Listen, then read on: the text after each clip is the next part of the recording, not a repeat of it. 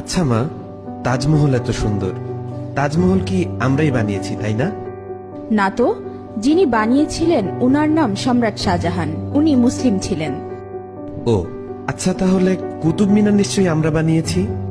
না না, উনিও মুসলিম ছিলেন, উনার নাম কুতুবউদ্দিন আইবেক। তাহলে লাল কেল্লা নিশ্চয়ই আমরা বানিয়েছি? না, ওটাও মুসলিম শাসকরা বানিয়েছিলেন। তাহলে পুরাতন কেল্লা আমরা বানিয়েছি? না, পুরাতন কেল্লাও মুসলিমরা বানিয়েছে। তাহলে চারমিনার নিশ্চয়ই আমরা বানিয়েছি?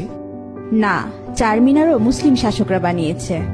মা, আমি শুনেছি ভারতের সবচেয়ে বড় ও পুরাতন রোড গ্র্যান্ড ট্রাঙ্ক প্রায় 3000 কিলোমিটার পর্যন্ত বিস্তৃত, সেটা তো আমরা বানিয়েছি। না না, গ্র্যান্ড ট্রাঙ্ক রোড আমরা বানাইনি। গ্র্যান্ড ট্রাঙ্ক রোড এক মুসলিম শাসক বানিয়েছেন, উনার নাম শেরশাহ। আচ্ছা, তাহলে হাজারদুয়ারি প্যাসেজ নিশ্চয়ই আমরা বানিয়েছি? না বেটা, এটাও মুসলিম শাসকরা বানিয়েছে। আচ্ছা, তাহলে মুঘল সাম্রাজ্য আমাদের ছিল তাই না? না, মুঘল সাম্রাজ্য মুসলিমদের সাম্রাজ্য ছিল। আচ্ছা, জয় হিন্দ এই শব্দটা কি আমরা প্রথম তৈরি করেছিলাম? না, এটাও একজন মুসলিম প্রথম বলেছিল। আচ্ছা মা, সারে জাহা সে আচ্ছা হিন্দুস্তা হামারা এই শব্দটি আমরা প্রথম বলেছিলাম তাই না? না, এটাও একজন মুসলিম কবি লিখেছিলেন, উনার নাম ইকবাল। তাহলে প্রথম স্যাটেলাইট লঞ্চ নিশ্চয়ই আমরাই করেছিলাম?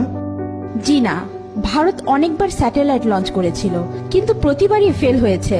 এরপর এপিজে আবুল কালাম আজাদ প্রথমবার সাকসেসফুল ভাবে স্যাটেলাইট লঞ্চ করেছিলেন। উনি না থাকলে আজ ভারত স্যাটেলাইট লঞ্চ করতে পারত না। তাহলে পারমাণবিক অস্ত্র নিশ্চয়ই আমরা বানিয়েছি? না না, পারমাণবিক অস্ত্র একজন মুসলিম আবিষ্কার করেছে, উনার নাম এপিজে আবুল কালাম আজাদ। তাহলে মুসলিমরা না থাকলে আমাদের কি হতো মা? মুসলিমরা না থাকলে ভারত এক অন্ধকারাচ্ছন্ন দেশ থাকতো।